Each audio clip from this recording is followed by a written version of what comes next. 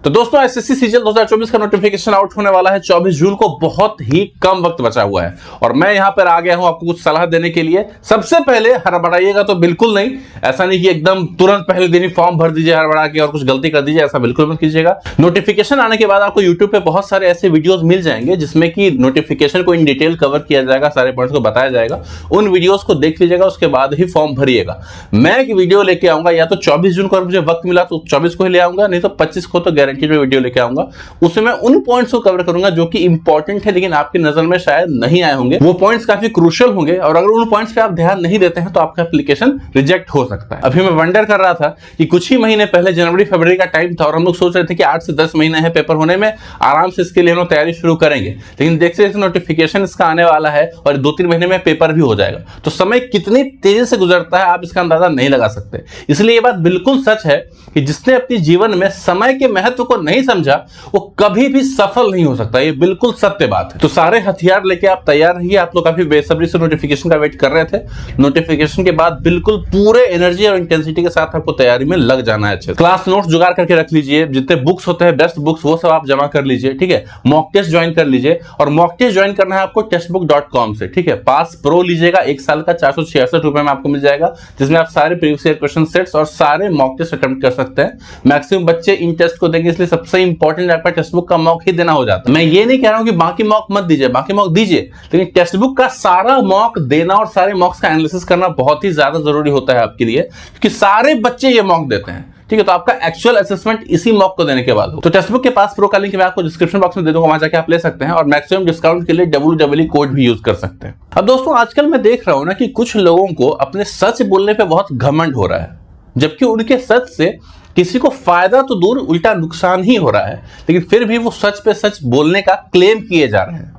आजकल बहुत सारी ऐसी वीडियोस आपको देखने को मिलेंगी, reality of excise inspector, reality of ASO in CSS, reality of income tax inspector, reality of examiner, reality of, मतलब इस तरह की वीडियोस जिसमें कि आपको बताया जाता है कि हम लोग आपको सच बताएंगे, बाकी कोई आपको सच नहीं बता रहा है, सिर्फ मैं सच बता रहा हूं।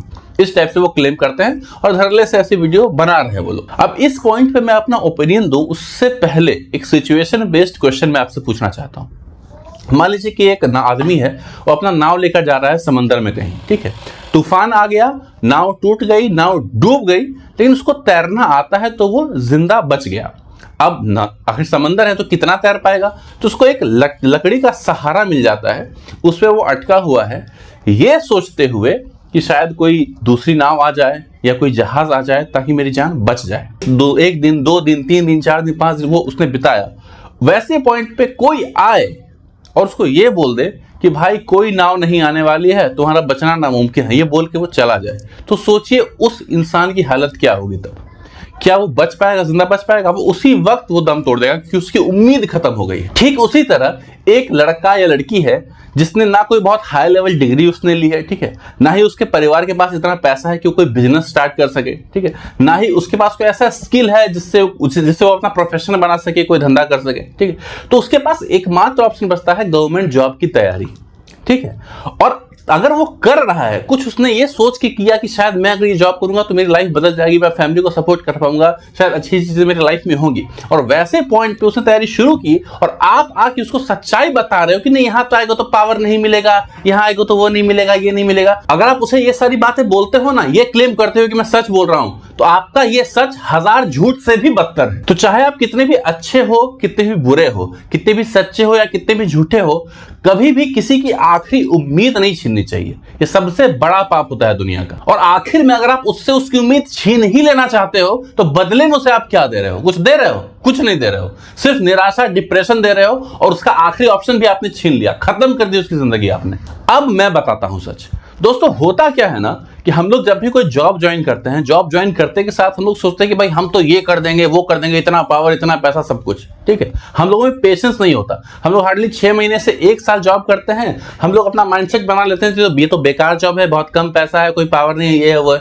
जबकि सीजीएल के थ्रू कोई भी जॉब आप ज्वाइन करें, शुरू में कहीं आपको बहुत पावर फील नहीं होगी, कहीं किसी जॉब में नहीं, लेकिन प्रमोशन के बाद हर जॉब में आपको पावर मिलती है, हर जॉब में आपको पावर फील होगा, इज्जत मिलेगा, घर बंगला गाड़ी जो आप सोचते हो सब कुछ मिलेगा। लेकिन एक वक्त के बाद हम लोग ये गलती करते हैं कि हमारा एक्सपेक्टेशन जो है ना वो पेशेंस से बहुत दूर होता है।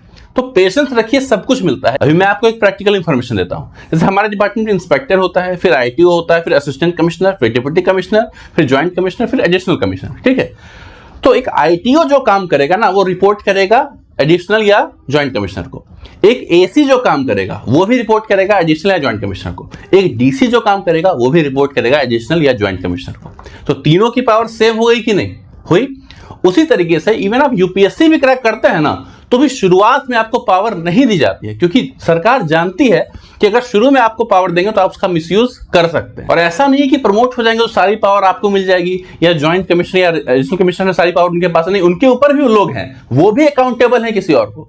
तो यही सबसे खूबसूरत चीज है इंडियन गवर्नमेंट सिस्टम की। इसकी जो हायरार्की है, इसकी सबसे अच्छी बात यही है कि पावर कहीं भी सेंट्रलाइज नहीं होता है, एक्युमुलेट नहीं होता है, सबको पावर बांटे हुए हैं। तो आखिरी पॉइंट यही बोलूंगा, जो भी आपका एक्सपेक्टेशन है वो सारा एक्सपेक्टेशन पूरा होगा, बस आपको पेशेंस रखना है। Thank you so much.